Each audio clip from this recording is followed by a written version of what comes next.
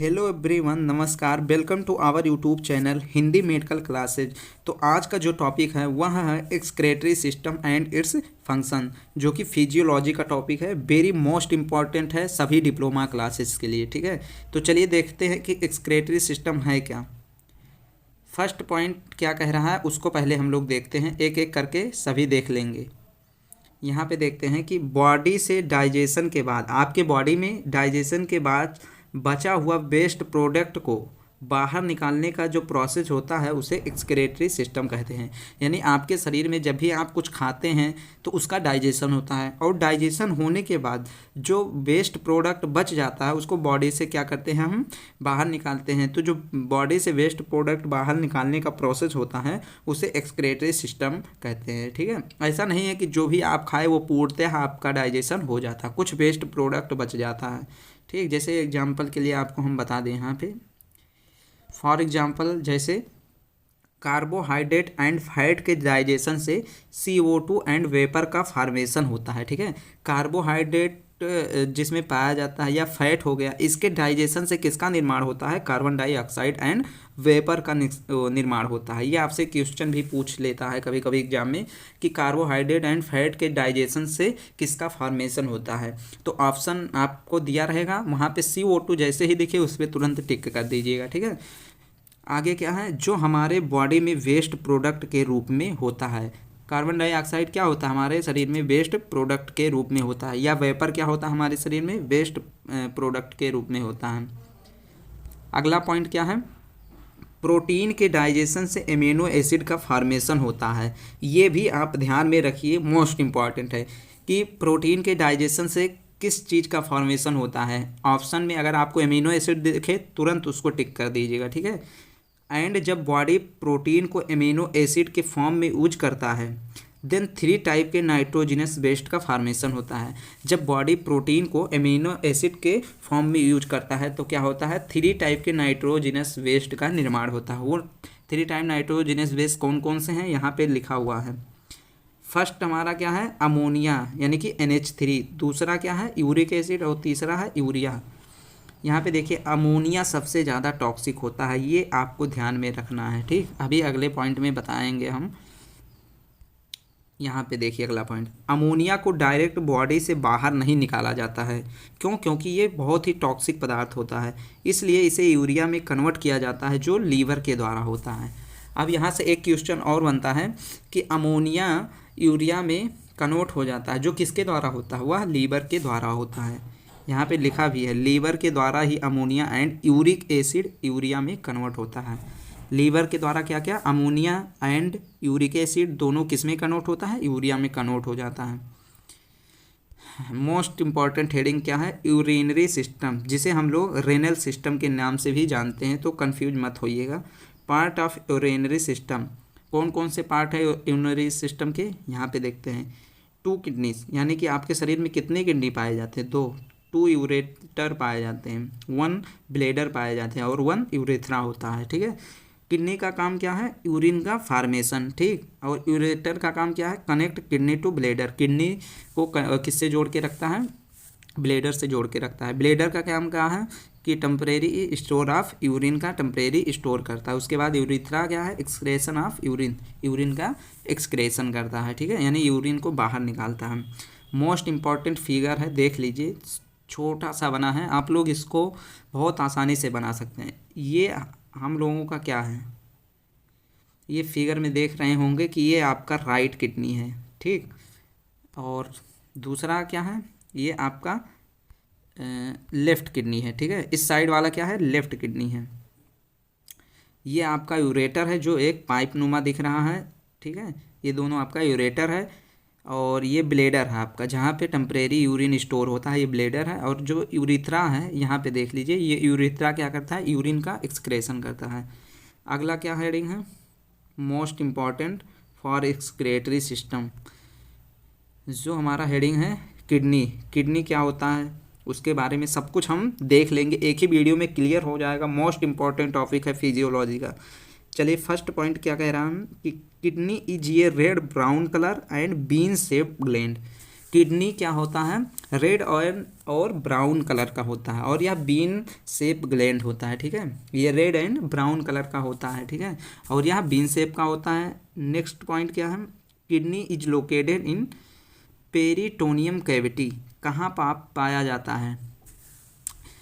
Kidney is located, kidney कहाँ पाया जाता है, तो आपको आंसर क्या देना है, पेरिटोनियम कैविटी के अंदर पाया जाता है। क्या पाया जाता है, किडनी। ठीक है, बहुत आसान भी है, बस थोड़ा सा ध्यान से पढ़िएगा ताकि आप लोग भूलो ना। ठीक है, नॉर्मल डायमेंशन क्या है इसका, किडनी का नॉर्मल डायमेंशन क्या है, यहाँ पे एक एक पॉइंट लिखा है।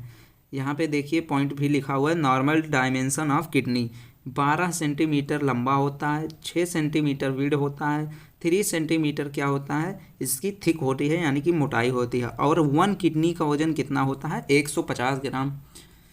ठीक, ये आपको समझ में आ गया होगा।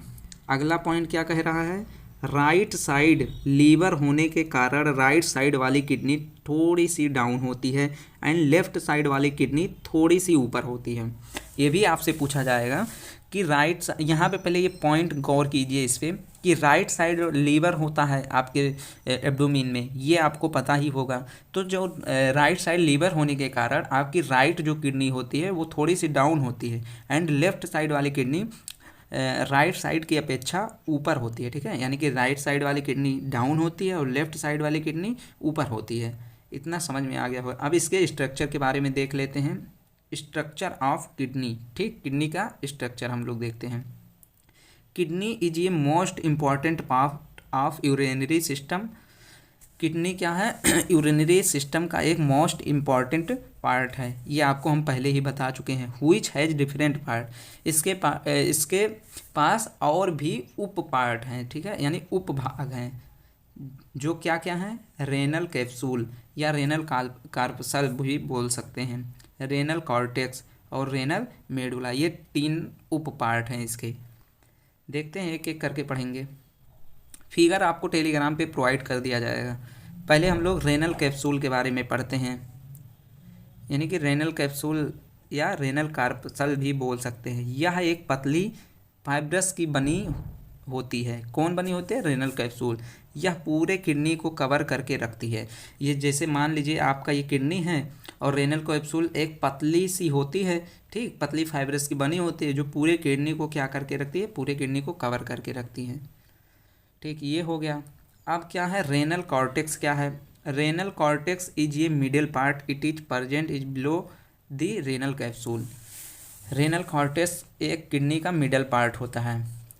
It present is below the renal capsule, यह रेनल कैप्सूल के कहाँ पाया जाता है, थोड़ा सा नीचे पाया जाता है।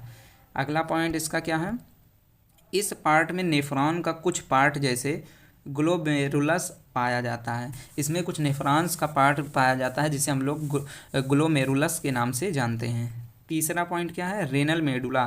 रेनल मेडुला क्या है, ये जान लेते हैं। रेनल मेडुला में 8 से 18 कॉन शेप स्ट्रक्चर पाई जाती है। ठीक है, यानी कि शंकु के आकार का स्ट्रक्चर पाया जाता है रेनल मेडुला में। 8 से लेकर 18 तक आपकी शंकु की आकार की संरचना पाई जाती है। Renal medulla surrounded by renal arteries and renal vein. I hope कि आप लोगों को इतना समझ में आ गया होगा। अगला हेडिंग जो हमारा है वह है यूरेटर्स क्या होता है। तो यूरेटर्स क्या होता है उसको समझते हैं। ये पॉइंट दिया हुआ है, 2 ureters found in the body. आपके शरीर में कितने यूरेटर्स पाए जाते हैं, 2 यूरेटर्स पाए जाते हैं।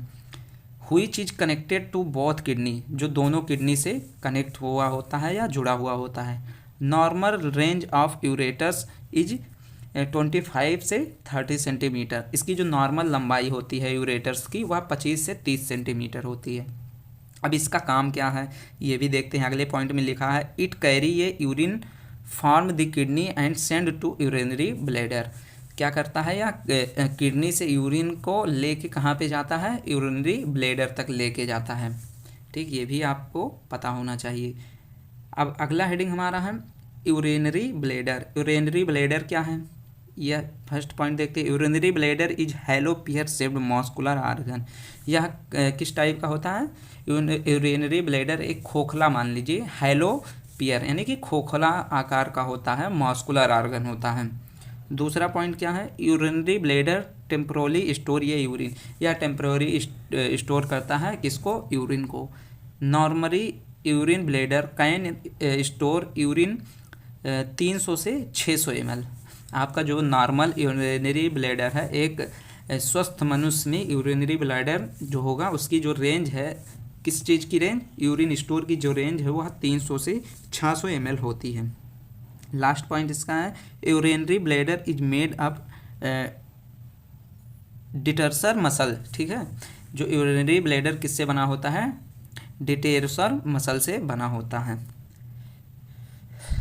लास्ट हेडिंग क्या है, ये है नेफ्रॉन, मोस्ट इम्पॉर्टेंट है नेफ्रॉन, ये भी आपको पता होना चाहिए। Nephron is a structural and functional unit of the kidney.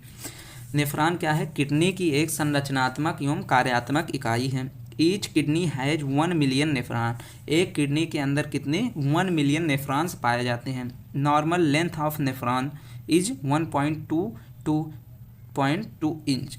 एक नॉर्मल लेंथ होती है नेफ्रॉन की, एक नॉर्मल नेफ्रॉन की जो लेंथ होती है वह 1.2 से 2.2 इंच तक होती है। अब यहाँ पे हम लोग समझते हैं कि टाइप्स ऑफ नेफ्रॉन कितने होते हैं, नेफ्रॉन्स के टाइप्स कितने होते हैं। तो पहला टाइप क्या है, यानी नेफ्रॉन के 2 टाइप होते हैं। पहला है कॉर्टिकल नेफ्रॉन्स, जो आपके बॉडी में 80 से 85% तक होता है। और एक क्या है, जस्टा मेडुलरी नेफ्रॉन्स, ये कितना होता है 15 to 20% से बना होता है।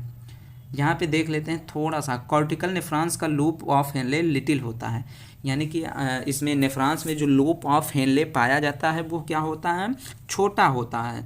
किससे छोटा होता है, जस्टा मेडुलरी से। अब यहाँ पे दूसरा पॉइंट भी दिया हुआ है, जस्टा मेडुलरी नेफ्रॉन्स का लूप ऑफ हेनले बड़ा होता है। ठीक, ये डिफरेंट आप लोगों को समझ में आ गया होगा। अब स्ट्रक्चर ऑफ नेफ्रॉन ये भी समझ लेते हैं। स्ट्रक्चर ऑफ नेफ्रॉन, पहला हमारा है रेनल कैप्सूल, रेनल ट्यूब्यूल्स, और थर्ड है कलेक्टिंग डक्ट।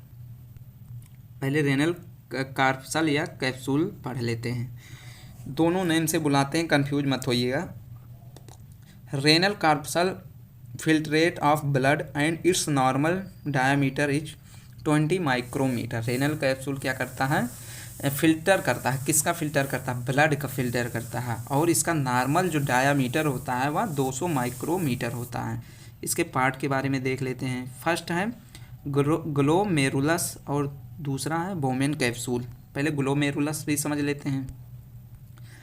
ग्लोमेरुलस कई पतली पतली कैपिलरीज की गुच्छाओं से मिलकर बना होता है।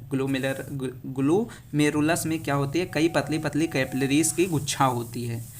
इस सेल्स के अंदर इंडोथियल सेल्स पाई जाती है, यह ब्लड का फिल्टर करती है।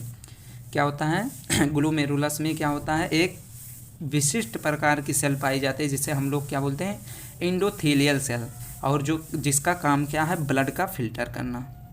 बोमेन कैप्सूल क्या है, मोस्ट इम्पॉर्टेंट, आपको हर जगह इसको देखने को मिलेगा। ठीक, यह कप शेप्ड स्ट्रक्चर होती है। बोमेन कैप्सूल एक कप शेप स्ट्रक्चर होती है जो ब्लड ग्लोमेरुलर से फिल्टर होकर आती है, उसको फिर से फिल्टर करने का वर्क करती है। ठीक है, ग्लोमेरुलर से फिल्टर होकर जो भी ब्लड आती है उसको फिर से फिल्टर करने का वर्क करती है। कौन करती है, बोमेन कैप्सूल। दूसरा आपका नेफ्रॉन का भाग क्या है, रेनल ट्यूब्यूल। रेनल ट्यूब्यूल क्या है, renal tubules is a important part of nephron and which has different part.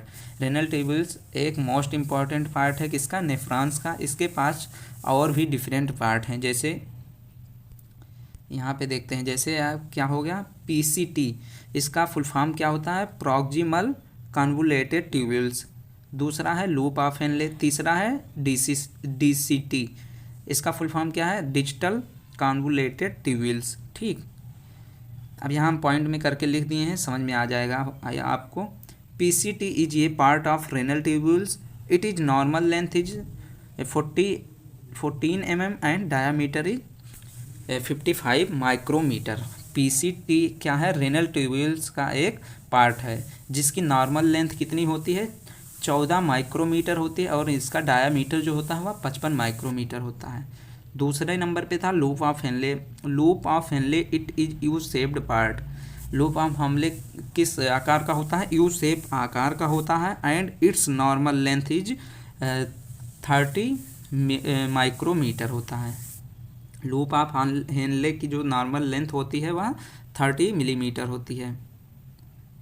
आगे देखते हैं, it help to connect PCT to DCT. इसका जो काम क्या है, यह किस में सहायता करता है, पीसीटी से कनेक्ट करता है डीसीटी से, ठीक है, ये इसमें कंफ्यूज मत होइएगा। अगला पॉइंट क्या है, DCT normal length of DCT is 15 micrometre, ठीक है, जो नॉर्मल लेंथ होती है डीसीटी की वह 15 होती है, एंड इट्स डायामीटर, और इसका जो डायामीटर होता है वह 50 माइक्रोमीटर होता है। Inside of DCT present principal cell, इसमें क्या होता है, डीसीटी के अंदर एक प्रिंसिपल सेल प्रेजेंट होता है। The cell produce ADH hormone, it is help to reabsorption of water. इस जो प्रिंसिपल सेल होता है ये क्या प्रोड्यूस करता है, एडीएच हार्मोन प्रोड्यूस करता है, जिसका काम क्या है, री एब्जॉर्प्शन का काम होता है, यानी कि री एब्जॉर्प्शन ऑफ वाटर का री एब्जॉर्प्शन करता है। तीसरा क्या है, कनेक्टिंग डक्ट। कनेक्टिंग डक्ट क्या है, फर्स्ट पॉइंट क्या है, it is end part of nephron, यह नेफ्रॉन का अंत वाला भाग होता है, यानी लास्ट वाला भाग होता है। इट इज़ नॉर्मल लेंथ, इसका जो नॉर्मल लेंथ होता है 22 माइक्रोमीटर होता है। आई होप कि इतना वीडियो आप लोगों को अच्छे से समझ में आ गया होगा। तो जितने भी लोग नए हैं चैनल को सब्सक्राइब ज़रूर कर लें और वीडियो को ज़्यादा से ज़्यादा शेयर करिए ताकि सभी वीडियो आप सभी को मिल सके। मिलते हैं अगले वीडियो में, तब तक के लिए बाय बाय, टेक केयर।